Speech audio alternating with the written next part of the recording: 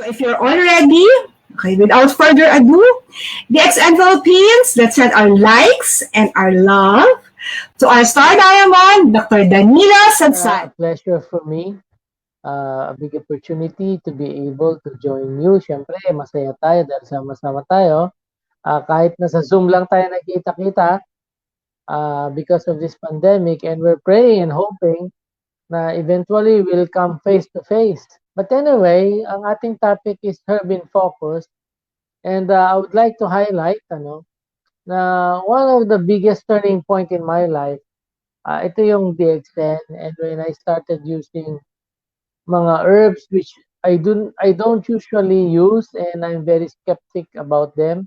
Hindi po ako masyadong naniniwala diyan. Alam niyo naman, sa mga doktor, hindi ito kapani-paniwala, and ang problema talaga is hindi kami nabibigyan ng enlightenment regarding dito sa herbals, ano. But it's good we have this topic, yung focus o herbs in focus. Kasi kung titignan niyo po yung nagiging trend ng medical practice ngayon, and even yung tendency of people, how they care for their health and their wellness, is not totally dependent doon sa medical na nakita natin, mostly introduced by Western medicine. People are beginning to see the benefits. People are beginning to appreciate the benefits of herbs and herbal. Kung tutuusin naman po, everything came from herbs. Sila yung original. Even biblically, it was given by God to be food for the body, for our health. So let's be focusing on herbs, na naniniwala ko that we can share so many ideas today. Although maaring nadinig nyo na yung ibang mga topics dito, pero sabi nga nila, hindi naman natin makukuha na isang sitting lang, isang pakingganan lang. So, maganda po na ulit-ulitin natin, and we are here again today discussing about herbs, and syempre pagdating po sa herbs, we focus on herbal medicine. Yun pong merong mga halaman na merong medicinal value o merong magandang epekto sa ating kalusugan. So pag pinag-usapan po ang herbal medicine, okay, we'll be looking into the different aspects. Ano ba itong mga herbal medicine na to? Makakatulong ba to sa ating katawan? Paano ba natin pipili, o ano ba yung kailangan natin? Ano ba yung mga concerns natin? Why do we need to get into herbal medicine? Pwede ba yan isabay sa mga gamot natin? And so on and so forth. So what is herbal medicine? This refers to use of plants materials or products or extracts to create preparations which may be used for alleviating symptoms of illness, or noong unang panahon po, literally, it's for healing. Pero sa ngayon po, based sa ating mga common use, kagaya ng mga supplements, well, it's focused mainly on helping improve our health. Pero noong unang panahon po, literally, herbal medicines are preparations for relieving symptoms and healing illnesses. So yung use of herbal medicine has been founded since or has been found since 1600 BC. So may mga archaeological digs sa mga ancient tombs, so mga iba't ibang mga documented archive materials that supports yung existence ng herbal medicine. Noong unang panahon po, ito po ay walang masyadong written document, but mostly yung knowledge of practicing herbal medicine was translated verbally. Oral translation lang, o yung tradisyon na kinukwento. Kung meron isang mahusay na herbalist o isang gumagamit ng herbal medicine, meron siya tinitrain. Parang ang tawag dito, apprentice, na eventually yung knowledge will be passed on. So ang mga herbs po nun is very powerful. So ang medicinal herbs is not new. It's been around for centuries, and it's gaining popularity nowadays. Ito po ay very accessible na ngayon. Bakit po? Kasi sa internet, hindi ka lang makakaroon ng know-how, but magkakaroon ka rin ng access where to, how to buy. and this has been widely used. It's been promoted even in local drugstores. Pati po mga doktor are getting involved in herbal medicine or in herbs kasi bukod po sa mga naturopathists natin, we have now doctors who are practicing what we call integrative medicine, wherein herbs and synthetic medicines are being used in combination to treat and prevent illness. So, ito po yung kagandahan. So, ang power ng herbs natin is now capable of jiving. It's capable of integrating itself dito sa tinatawag nating well-known Western medicine. And we are finding breakthroughs, lalong-lalo na ngayong pandemic sa mga management ng ating COVID. It plays a big role kasi kung makikita natin, most of our herbs ay meron tinatawag na mga anti-inflammatory characteristics or benefits. So, maganda po ang nagiging outcome sa paggamit ng mga herbs in combination with Western medicine. So, based on history, makikita natin po dyan, so thousands of years ago, yung civilization, hindi sila masyadong aware dito. Mostly mga trial and error lang yan. But makikita lang yung mga resulta ng mga magandang mga herbs kung ito ay nasa postmortem na. So, ang unang practitioner that literally introduced herbal medicine is an Egyptian healer, si Meritha. Siya po isa sa mga nauna at siya po yung gumagamit ng mga herbal concoctions para sa mga sakit to alleviate symptoms, to alleviate illnesses doon sa kanyang community members. Kaya ito po isa sa mga first breakthroughs in history pagdating sa herbal medicine. So kung titingnan naman natin po yung mga historical resources, marami po tayo makakita mga resources. Yan ang mga historical resources natin. 5,000 years ago, yung mga Sumerian clay slabs. And then, may mga recipes dito containing various alkaloids, mga tibang nanggaling sa mga halaman to. Then, of course, yung mga Chinese books, yung Penshao. Okay, so these are sources. This came as early as 2500 BC. And it was said to be able to treat 365 or it contains 365 medicines or drugs based on herbs at marami po siyang natutulungan ng mga mga problema sa kalusugan. So another historical resources natin, yung mga Indian holy books, mga Vedas, wherein yung numerous spices plants nakikita natin dito kagaya ng mga pepper, mga cloves, and then of course yung mga papyrus that was found 1550 BC, mga collection of more than 800 prescriptions referring to 700 plants. So makikita natin historically, marami na mga sources na pwede natin pagbasihan. Na itong mga herbs na to has been around being used by a lot of people, very effective in treating and helping yung mga kalusugan. Kaya nga po sa ngayon, medyo nagkakaroon uli ito ng resurgence, magkakaroon ng magandang benepisyo, magandang appreciation, but of course, dapat ilagay natin sa tamang perspective, sa tamang pananaw. So, I'll just reiterate, So, yung issues ngayon, kailangan, because of its gaining popularity, magkaroon ng quality talaga at tamang pananaw. Dapat yung mga products na ginagamit natin, lalong-lalo na yung manufacturers involved, dapat nandun yung proper labeling, yung proper promotion and usage. Ibig sabihin, hindi tayo nag-claim beyond what the herbs can literally do. So yung relevance ng study, makita natin, malaki ang demand sa market, but there's still room to improve. Kailangan po nandyan yung quality, safety, at consistency ng product para ma-maintain natin yung potency niya. And of course, yung purity, alam niyo po, we must be very critical pagdating po sa paggamit natin ng mga herbs. Dapat alam natin ang sourcing niyan. Yung tamang sourcing. Alam natin kung paano kinocultivate. Is it cultivated or is it gated from the original source? And then how is it manufactured? Paano ba yung manufacturing process niyan? Ang manufacturing process ba niyan, it goes through yung strict mga manufacturing standards. So, kasi po nowadays, sa mga medicines po, kung hindi po nasusunod itong mga manufacturing standards, proper sourcing, proper cultivation, marami pong pwede maging problema, kagaya ng mga contaminants.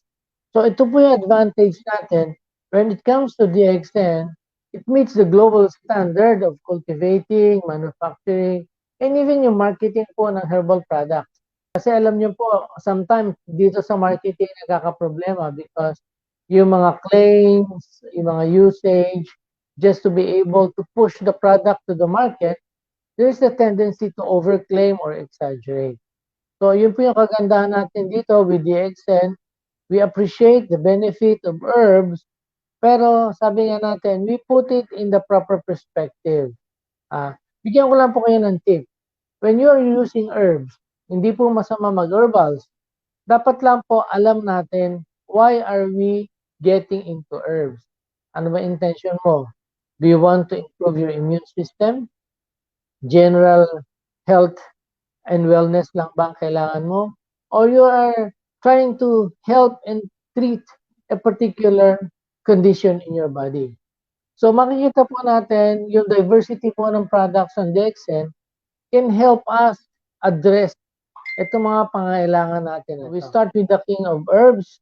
So alam niyo naman yung flagship natin sa DXN is anchored on Ganoderma lucidum. Ito po ay regarded as the king of herbs. It's called by the Japanese na reishi or reishi mushroom because it's named after the ancient goddess of health, life, and eternal youth. It has given so many monikers. The divine herb that energizes the chi or life force. It's also given a moniker as the soup of the emperor with 1,000 mistresses.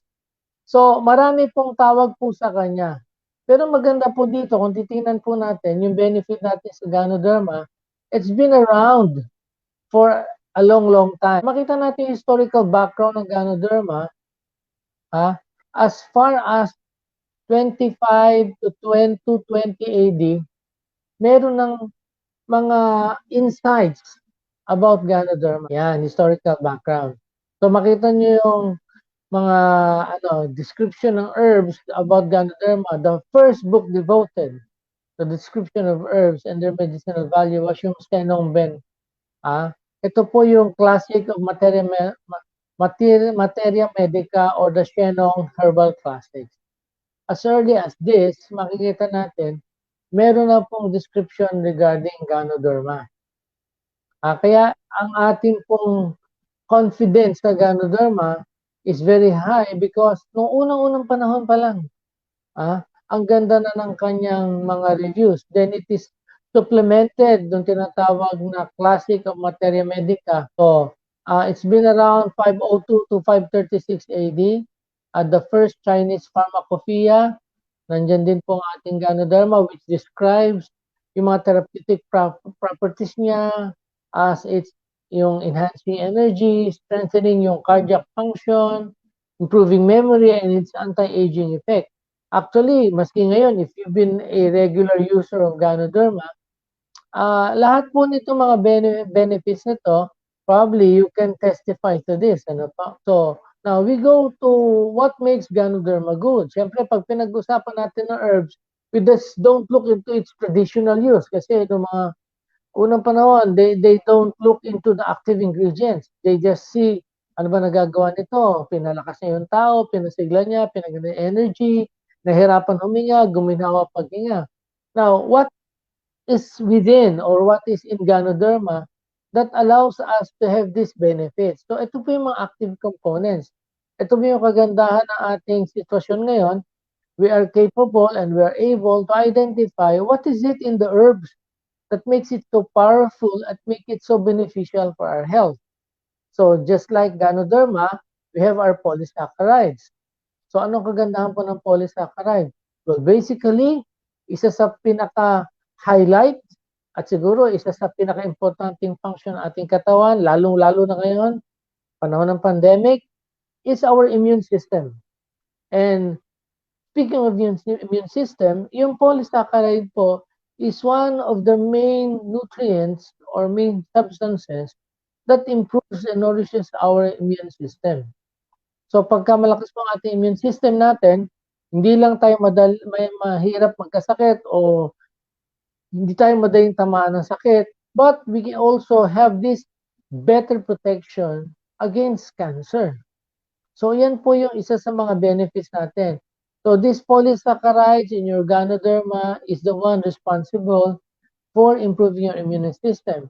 Then we also have adenosine in Ganoderma.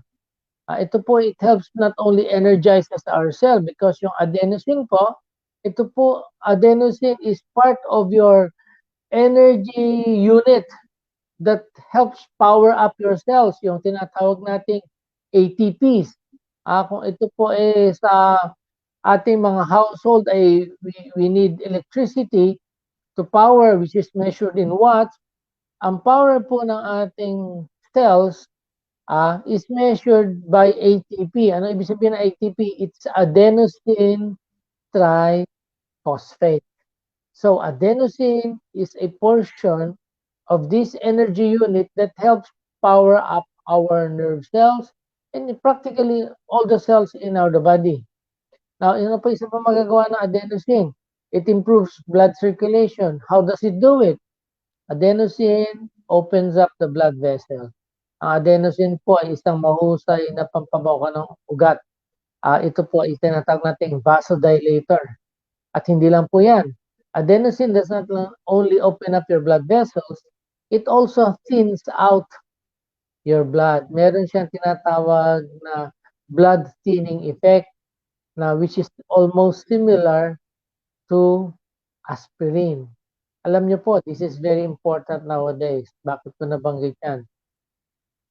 Now, isa sa mga issues natin pertaining to mga complications ng COVID and even yung mga parang untoward outcome, yung mga mas hindi magandang nararamdaman after vaccination, they say this is attributed to certain degrees of blood clotting. So, alam niyo po yung blood clotting, maraming problema yan. Kung yan ay magbabara sa puso mo, it can eventually cause heart attack. Kung yan magbabala sa utak mo, it can eventually lead to strokes. And of course, pagka sa mga blood vessels sa extremities mo, pwede magkaroon ng diminished function ang mga lugar na nababarahan ng blood flow. Now, adenosine helps in opening up the blood vessels at the same time, thinning out, pinalalabnaw po yung dugo. So, mas gumaganda yung daloy. So, kung nakakatulong po to, so I would suggest if you are going into vaccination at kayo po yung regular user na adenosine ang PL, I would suggest before going into vaccination, at least siguraduhin nyo within 2 weeks time, talagang regular ang intake nyo ng RGGL. Para at least po magkaroon kayo ng benefit nitong blood thinning or anti-platelet effect ng adenosine. Now, ano pa ho ang meron sa Ganoderma which makes it very good? Meron siyang triterpenes. So, ang triterpenes po ay marami na itutulong. It helps lower down cholesterol. It helps in protecting the liver. It helps in regulating our hormones. Nakakatulong din po yan sa mga allergic reaction if you have asthma. Nakakatulong po yan, lalo-lalo histamine release. So, ito po yung isa sa mga nagaganang ng triterpenes. Again, I can say, beneficial pa rin po ito. Lalong-lalo na sa advent ng vaccinations. Why? Isa sa mga issues nila regarding vaccines ay yung pong allergies. Ang sabi ng mga experts sa vaccine, one reason why allergies are being triggered ay yung mga tao, kung meron kang sensitivity dun sa coating na ginamit to coat your mRNA. Ito po ay polyethylene glycol. Ito ay minsan nakaka-trigger ng allergy. So, isang maganda din po to, triterpenes can somehow dampen tong reaction natin sa allergy. So, make sure that you are on RGGL before going into your vaccination. Isa pang component is your organic germanium. Now, when it comes to organic germanium, pinag-uusapan natin ito is yung powerful na antioxidant. So, what does your antioxidant do? So, basically, what your antioxidant does is it not neutralizes yung tinatawag nating mga free radicals or what we generally call toxins in our body. At bakit po natin kailangan neutralize ito? Why? Ang free radicals po ay unstable chemical which when it reacts with the chemistry of your cells, it renders your cells unstable also. At hindi lang po yan. It causes early cell death. Kaya nga po nasisira yung cell natin, so we have to protect it from free radicals. Pagka po mabilis mamatay ang ating cells natin, it can lead to accelerated aging. Sabihin, mabilis tayong tatanda. The more cells that die every day, the faster we age. So if we protect them from dying early, then we are actually delaying the aging process. Yun po yung ginagawa ng antioxidants. Now, isa pang problema natin with free radicals, they don't only cause early destruction of your cells, which causes advanced aging, they also cause mutation.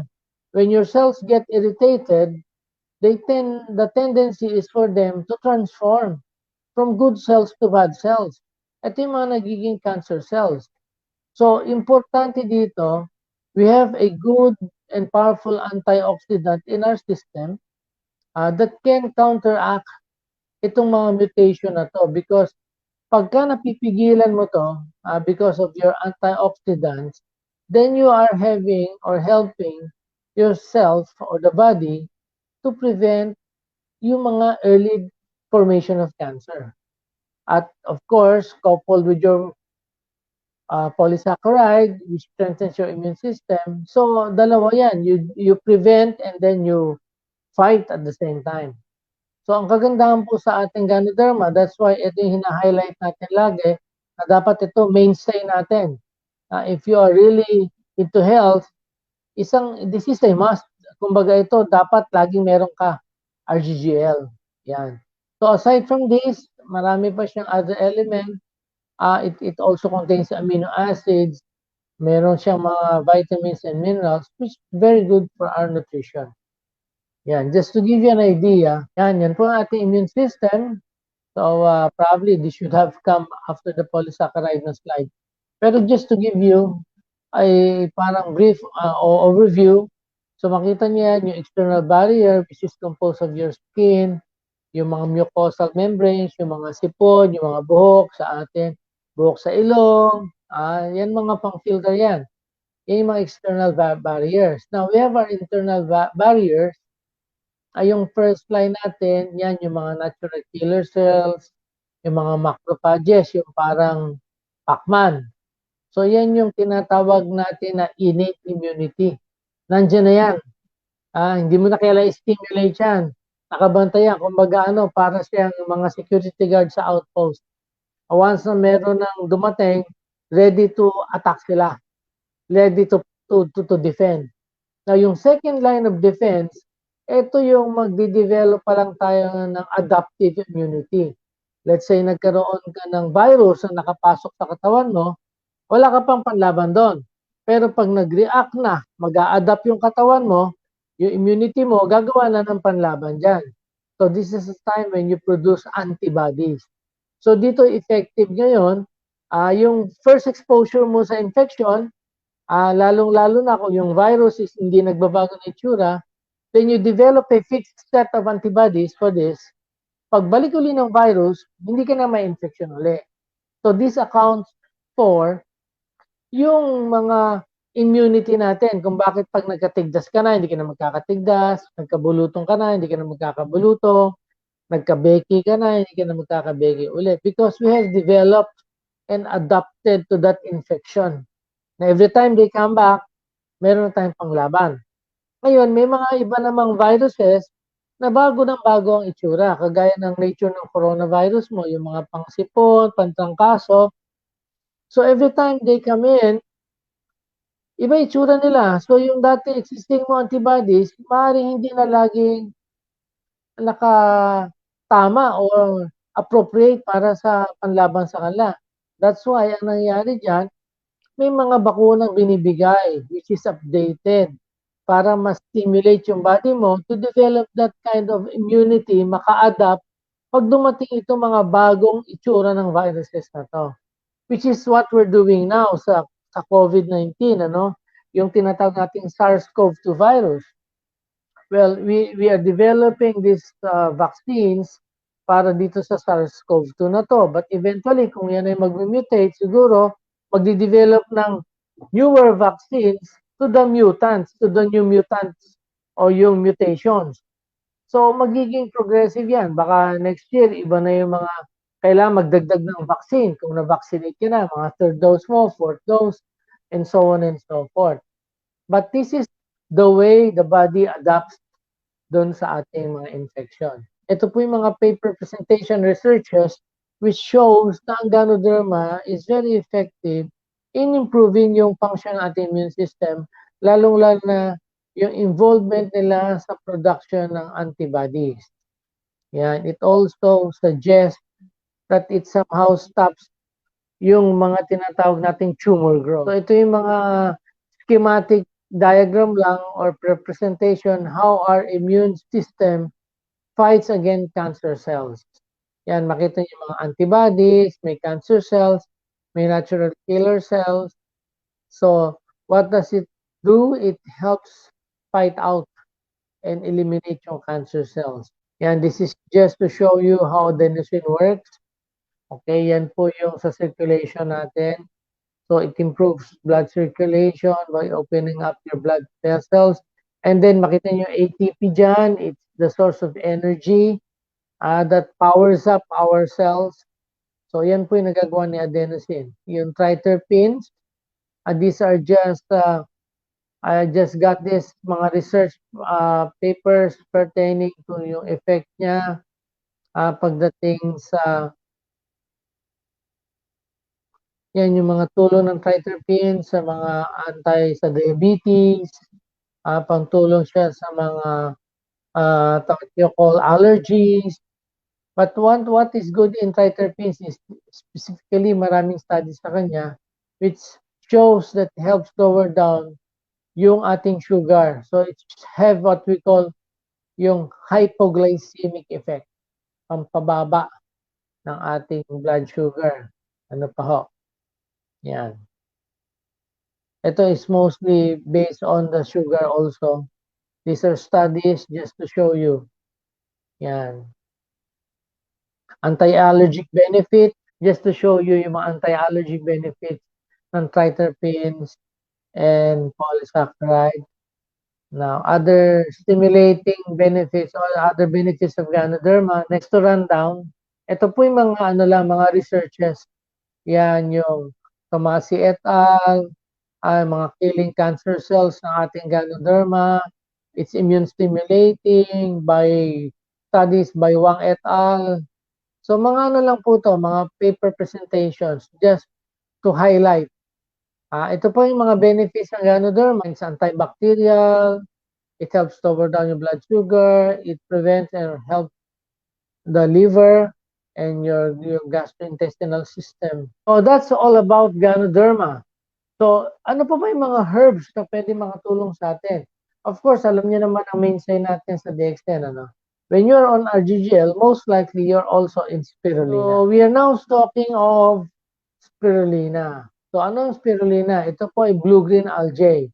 This is what you call microscopic plant.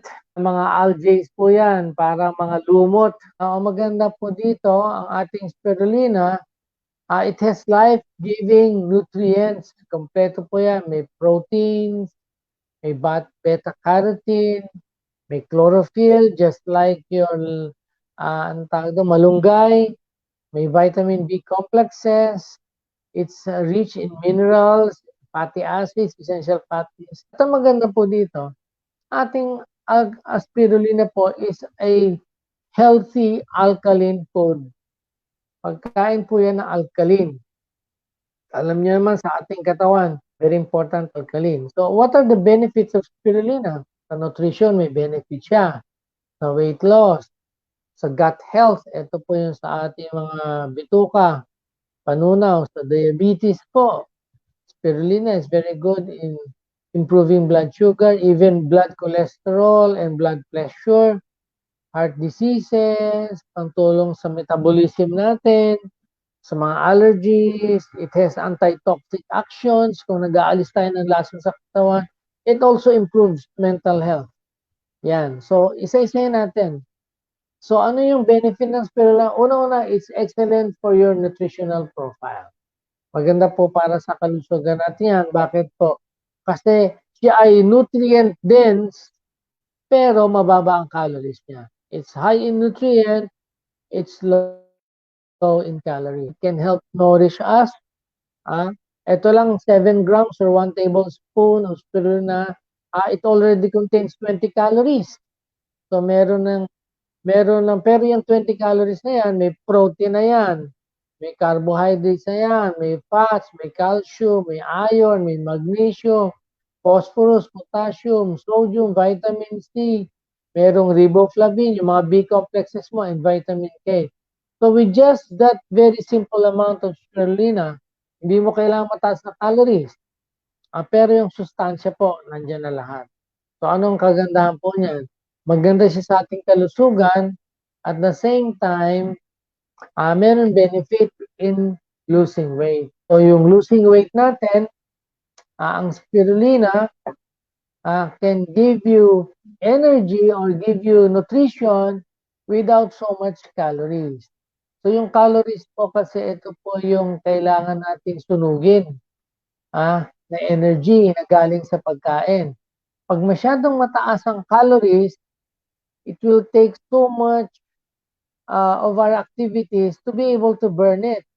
So pagka hindi mo siya nasunog within the whole day at itinulog mo na yan, yung po hindi mo nasunog na calorie, i-store ng katawan as fats. So pagka ito ay mataas ang sustansya pero hindi masyadong mataas ang calories, ibig sabihin, napapakain mo na maayos yung cells mo, pero kaya mong sunugin, hindi mo siya na-store as fat. So yun po yung benefit ng spirulina when it comes to weight loss. Yan, it improves gut health. So ang maganda po dito sa spirulina, dahil siya po ay microscopic, madali siyang ma-absorb. Madaling tunawin, hindi nahihirapan yung ating panunaw, kaya hindi mo kailangan maglabas ng maraming acid. So hindi siya mahirap din i-digest. So it's easily absorbable. At ang maganda po dito ay yung ating pong spirulina, it also promotes and improves yung maintenance ng good bacteria sa ating bituka. Kasi importante po yung good bacteria na yan para maganda yung absorption natin ng sustansya. And then, yan, it also helps in managing diabetes. Kasi ito isang study that shows that yung fasting blood sugar ng mga tao, both type 1 and type 2 na diabetes, na binibigyan ng spirulina at nakakita sila ng significant na control ng blood sugar nila. So it is beneficial in helping manage diabetes. Sinabi ko helping manage, hindi sinabing managing diabetes kasi hindi po gamot sa diabetes ang spirulina. And it also helps lower down cholesterol. So may mga studies po that suggest that taking 1 gram of spirulina every day has reduced cholesterol. Yung mga gumamit po sa study na to, in 3 months daw, bumaba yung cholesterol levels nila. Maaring hindi nag-normal lahat, but it has a significant decrease. So, anong advantage po nito? Kung tayo po ay mataas ang cholesterol and we're taking medication for cholesterol, pwede natin pang tulong ang spirulina. Bakit po? Alam niyo po yung mga pampababa ng cholesterol, mahirap yan sa ating atay. So, the longer you use it, the higher your dose, mas mahirap po sa atayan. So, pwede nating tulungan. Sabayan natin ang spirulina. So these are some of the instances wherein you can use your supplement together with your medication. And it also prevents heart disease. Bakit po? Kasi alam naman natin, one of the risk factors why we have heart disease, nagbabara yung mga ugat natin, is because of high cholesterol. So kung natutulungan natin mababa ang cholesterol, then we are literally creating a preventive system or a preventive program para maiwasan natin ang mga sakit sa puso. So yun po yung advantage natin with spirulina when it comes to cholesterol. Now, ang maganda po sa spirulina that it helps boost our metabolism. Well, unang-una, maganda po ito kung lalo na tayo nagkakaedad na. As we age, our metabolism slows down, kaya matamlay, antukin, di ba? Now, at saka hindi lang po yan antukin. When you're sluggish and you become to slow down your metabolism, you tend to burn less calories. So, ano ibig sabihin yan? You start to grow wide, you stop growing up, you start growing wide. So, para po tayo ay hindi masyadong lumapad, you have to burn more calories. So, ang spirulina po nakakatulong para medyo bumilis yung pagtatrabaho ng ating katawan, yung ating metabolism. They found out na ang ating spirulina, specifically sa allergic rhinitis, nakakatulong siyang makabawas ng mga tinatawag nating symptoms. Ito po yung study proven noong 2013 against placebo. Yung placebo, binigyan nila sa may allergic rhinitis. Yung spirulina, binigyan nila sa may allergic rhinitis. Of course, dahil yung placebo, wala namang lamang gamot yan, walang pagbabago. Pero sa may uminom ng spirulina, nabawasan yung runny nose, nabawasan yung nasal congestion o pagbabara ng ilong, nabawasan yung pagbabahin, sneezing, at yung pangangate. So, significantly, it helped reduce allergy symptoms. They found out also na ang spirulina ay maganda din gamitin para pang-alis ng mga toxic chemicals, hindi lang sa environment, kundi sa ating katawan din. Ano yung mga toxic chemicals na yan? Ito yung mga heavy metals na nakukuha natin sa paligid, yung arsenic, kung ikaw ay malapit sa mga industriya na maraming arsenic, yung fluoride, kung nasa malapit ka na kumpanya o mga factory o manufacturers wherein fluoride is being produced, iron, of course, lead. Ngayon, wala nang lead kasi unleaded na ang lahat ng ating mga gasoline. Then we also have mercury. Diba? So yung mercury, ngayon bawal na yung mga mercury na mga pang blood pressure at saka yung mga pang temperature. Kasi yung disposal niyan, pumapasok yan sa ating mga waste, maaaring makontaminate tayo pagdating sa waste management. Okay? So, importante po yan na makita natin that spirulina in this way or in a good way, natutulungan niya alisin itong mga lason na to sa ating katawan. Supporting mental, ito po isa sa mga findings, which is very important. We seldom appreciate spirulina pagdating dito. Pero gusto ko maging highlight sa atin to, that spirulina can somehow improve yung mood po natin. Bakit po? Ito po isang paper presented during 2018 na pinakita nila na spirulina could play in treating mood disorders. Bakit po? Theory is that ang spirulina is a good source of tryptophan. What is tryptophan? Ang tryptophan po ay amino acid that supports production of serotonin. Ano po yung serotonin? Ito po yung tinatawag nating mga good chemicals or feel-good chemicals sa ating brain. Bakit po? Pag magandang serotonin levels mo, yung takbo po ng isip mo, maganda, masaya ka, masigla ka, walang depression. Pag bumababa pa ang serotonin levels, that's the time na ikaw ay nagkakaroon ng depression, nagkakaroon ka ng anxiety. Okay? So, anong advantage ito? When you take in regularly itong ating spirulina, it produces or it promotes na magkaroon ng serotonin production kasi isa sa mga trigger ng serotonin production is yung tryptophan, which is marami po sa spirulina. So pagka nag-spirulina ka, mataas ang tryptophan, mataas ang serotonin, maganda ang mental well-being. Ito po yung tingnan natin, lalong-lalo na ngayon. Maraming nadidepress. Bakit? Nakakulong sa bahay, hindi makalabas, tapos limited ang travel, tapos medyo ang hirap magnegosyo, ang pasok sa trabaho, 3 beses na isang linggo minsan. So there are so many things that can make us depressed. So isang magandang aspect ito ng spirulina kasi nakakatulong po siya sa ating mental health. So I would suggest, umpisa pinag-usapan natin RGGL, sama nyo ng spirulina.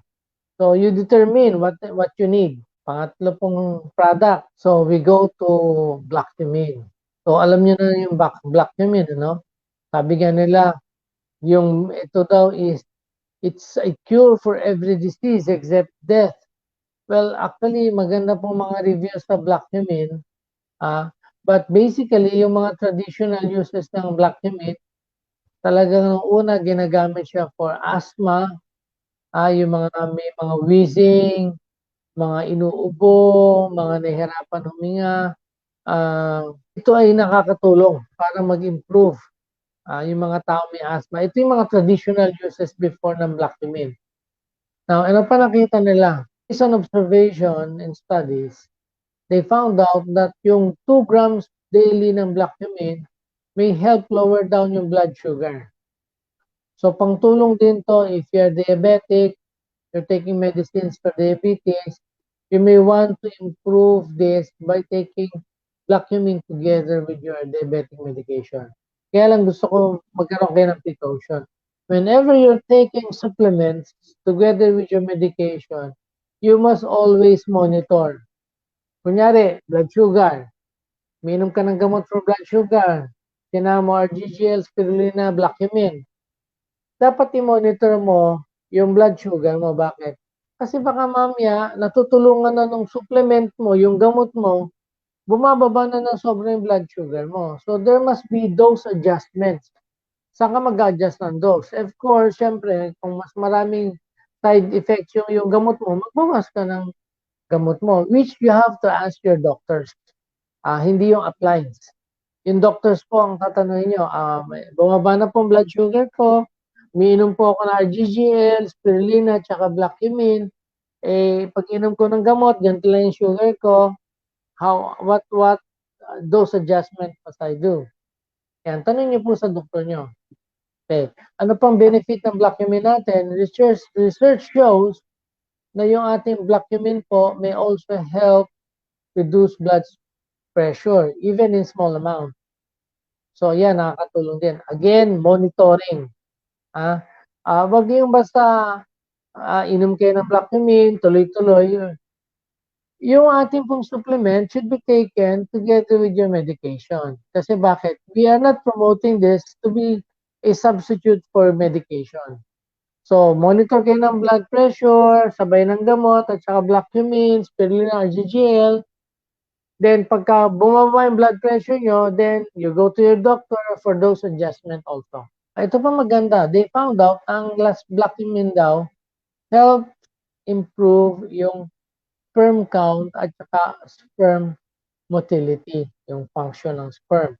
So this is significant doon sa mga may infertility problem na lalaki. You are working out, makakatulong po ito to improve yung chance of fertility. Now, I would like to add to our arsenal itong cordyceps. Ako po in particular, I'm taking cordyceps kasi this is one of the recommendations ng mga integrative physicians to take after you've been exposed to COVID. Why? Isa sa maganda sa effect po ng cordyceps is it improves yung ATP production, which is energy. Pinag-usapan natin kanina yan. And it improves also oxygenation to your lungs. Isa sa mga problema po post-COVID is that meron pang yung bang hingal, parang konting difficulty of breathing. So, with cordyceps, natutulungan po i-improve ito.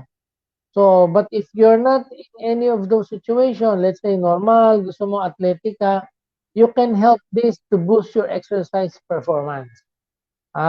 Maganda yung magiging kakayahan mo mag-exercise, improve yung stamina mo, because this helps improve oxygenation and energy ng ating cells. Now, ito pwede pang tulong din natin. Well, ito po ay Poria S. It primarily contains polysaccharides and triterpenes. So, ibig sabihin, pwede ito pangtulong sa RGGL to boost your immune system, pangtulong sa allergies, at saka sa blood sugar. But traditionally, ito po yung pag sinabi mong traditional, ito yung gamit sa kanya noong unang panahon. Ginagamit po to doon sa mga medyo may anxiety, yung medyo aburido, at isa sa mga highlights na nakita nila na magandang tinutulungan ng Korea ay yung may mga insomnia, sleep problem. Ikaw ay naka-RGGL, naka-Spirulina ka, and then you have these sleep problems, pwede ka magdagdag ng Korea S. Diba? Sabi ko nga, yung gamit mo ng herbs depends on ano yung intention mo at saka yung need ng iyong body. Hindi naman pwedeng lahat, lulunukin mo na lang.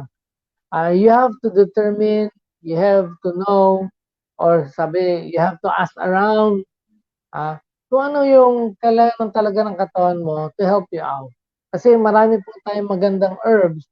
You have to choose what you need at saka ano yung purpose mo ng pag-inom ng herbs. Yan. So, ito yung Poria S. So, yung lion's mane po natin, yan. Alam naman natin ang lion's mane natin, that's good for your nerves. Nerve function, brain function. Why?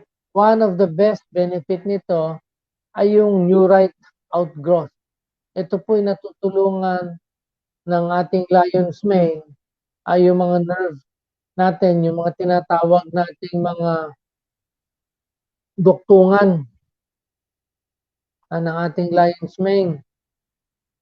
Yung ugat yung what you mean, yung nerves. Meron pong mga duktungan yung mga cells niyan. Ito po ang mga duktungan na to, ito yung nagpa-facilitate ng pag-transfer ng impulses.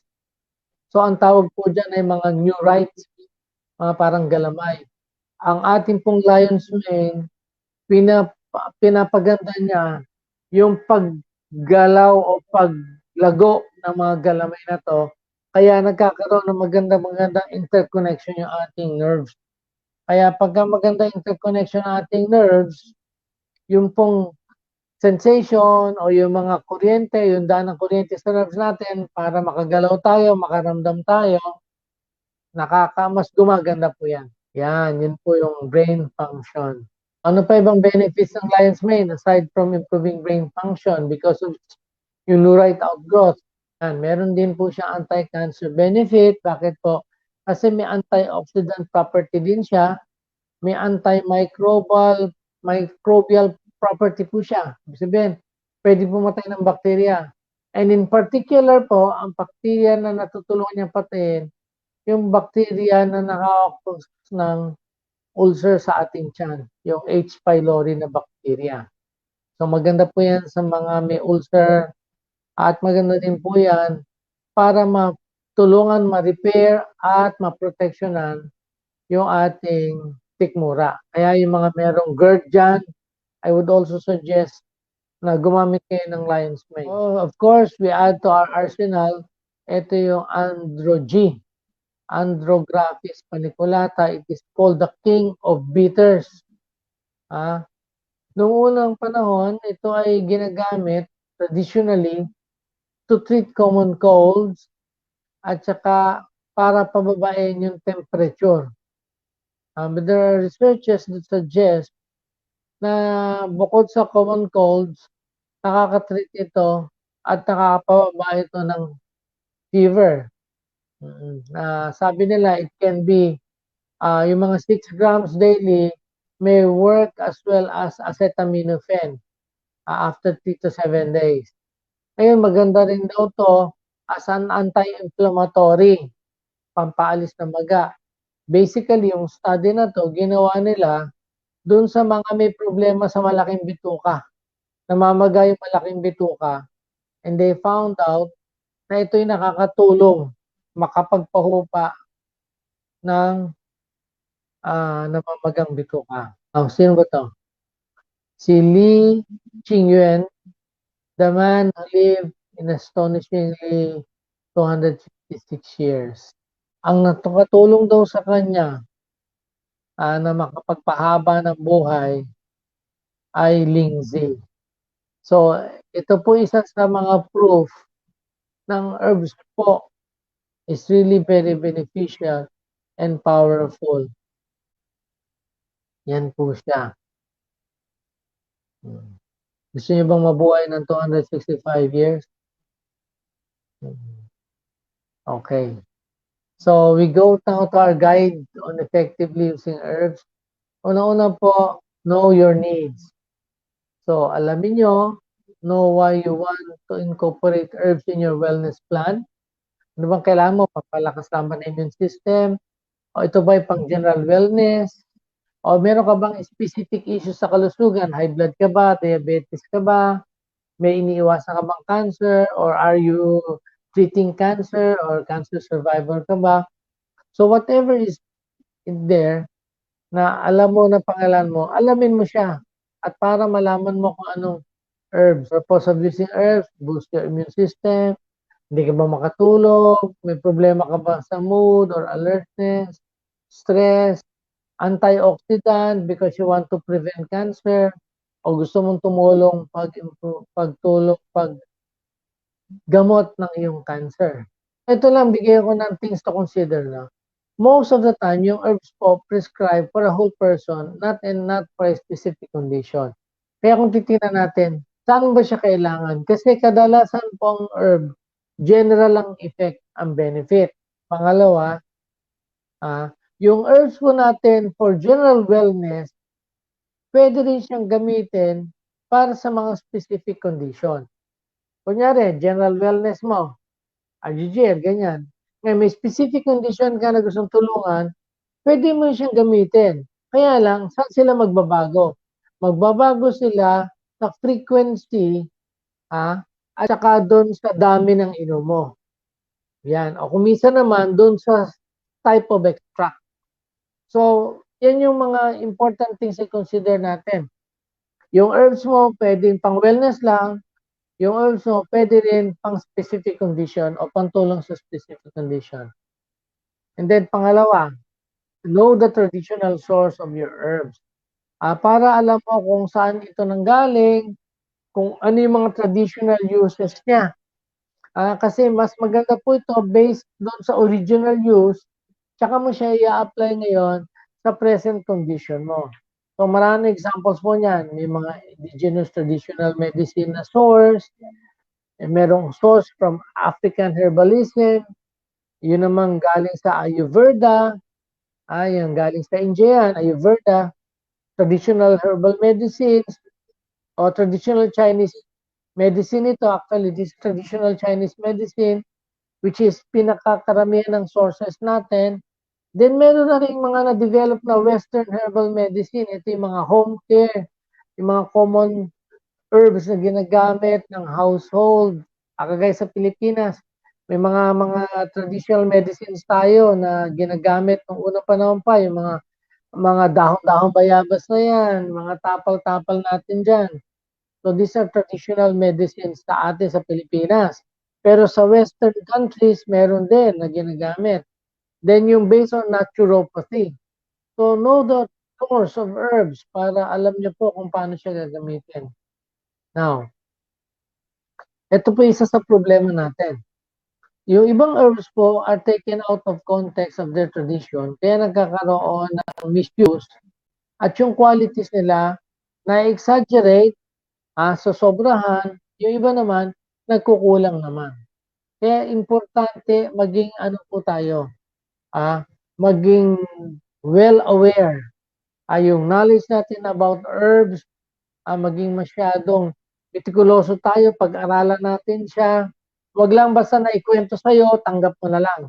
ito po ang kagandahan, sabi ng karamihan ng publications, both traditional at saka alternative care are becoming increasingly more popular and more reputable. Ibig sabihin, hindi lang siya popular, talagang meron siyang magandang benepisyo at gamit. So, importante po dito, yung mga sitwasyon sa ating bansa, sa ating lugar, sa ating society, magkaroon po tayo dito ng magandang mga sistema. How we can conform, improve yung ating paggamit ng mga herbal products. Ito po yung kagandahan sa DXN. DXN po, we are here to give you quality products. Maganda ang source natin, hindi lang tayo popular. We are reputable and we conform dun sa mga tinatawag natin mga standards based on countries at saka international standards. Kaya po yung kagandahan natin sa DXN po, yung mga products natin is geared to have and keep our body healthy. So, yun po ang may share natin sa inyo ngayon regarding herbs. Yan. So, gusto ko lang sabihin sa inyo, I hope na itong usapan natin has given you some foundations tungkol sa herbs. Tulungan nyo na maging malusog yung system. Mabuhay po tayo ng malusog sapagkat po ang kalusugan po ay kayamanan. Again, wag po natin i-undermine ang kalakasan ng herbs. Importante po, alamin natin yung mga herbs natin, know them very well. Alamin nyo yung traditional use, alamin nyo kung saan siya sinorse. Baka naman pinulot lang kung saan-saan lang yan. Alamin nyo kung paano sila minamanufacture. And of course, sa marketing, how they are promoted, yung traditional at tamang use. Baka naman over-exaggerated yung kanilang claims. Yung iba naman ay kulang. So, we must really put some effort. Pag-aralan po natin at tingnan po natin mabuti. Kaya nga pa sa DXN, we are doing our best to help us. Tayo po, tulong-tulungan tayo para mapag-igi natin, ma-maximize natin yung mga products, at the same time, increase our knowledge and know-how to help us to live a better and healthy life. I would like to leave you with this quote. Galing po ito kay Thomas Edison. Sabi niya dito, the doctor of the future will no longer treat the human frame with drugs, but rather will cure and prevent disease with nutrition. Importante po ang nutrition kasi po, it determines what you give to your body. Sabi nga nila, you are what you eat. If you eat healthy foods, you eat healthy supplements, you become a healthy person. If you eat bad food, you eat bad supplements, you eventually develop bad health. So it all depends on us. Mag-ingat po tayo mabuti ngayong pandemic. Maging malusog po tayo. Maging masaya tayo. Magpasalamat tayo sa Panginoon dahil we are all surviving and overcoming itong pandemic na to. Thank you so much. Good morning. DXN.